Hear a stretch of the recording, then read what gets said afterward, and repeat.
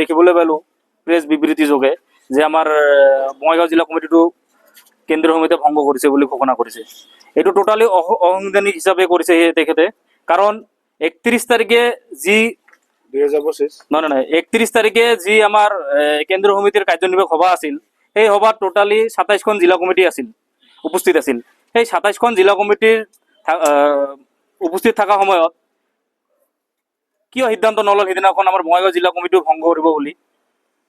তাতে সিদ্ধান্ত ল'ব লাগিছিল আৰু পবিত্ৰ সদনত এই সিদ্ধান্তটো ল'ব লাগিছিল। কিন্তু তেখেতসকলে সেইটো নকৰি কিনে প্ৰেছ বিবৃতি দি আমাৰ বঙাইগাঁও জিলা কমিটিটো ভংগ কৰিলে বুলি ঘোষণা কৰে। এইটো টোটালি অসাংবিধানিক, আমি সেইটো মানি নলওঁ।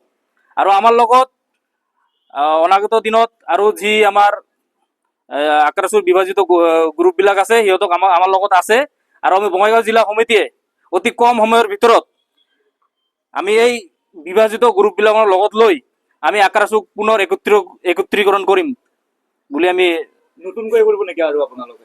নতুনকৈ নকৰোঁ, আমি যিবিলাক আছে সিহঁতক লগত লৈ আমি এতিয়া আমি একত্ৰীকৰণত আগবাঢ়িম। আৰু বঙাইগাঁও জিলাই আমি পৰিপূৰ্ণভাৱে মুখ্য ভূমিকা ল'ম।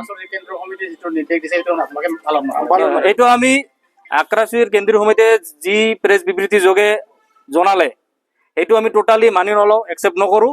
আৰু বঙাইগাঁও জিলা স্বতন্ত্ৰভাৱে আছিল আৰু স্বতন্ত্ৰভাৱে থাকিব, ভাল থাকিব আমাৰ কমিটিটো। কিমানখন আঞ্চলিকৰ সমৰ্থন আছে আপোনালোকৰ? আমাৰ লগত টোটাল আমাৰ আঞ্চলিক কমিটি আছে 34।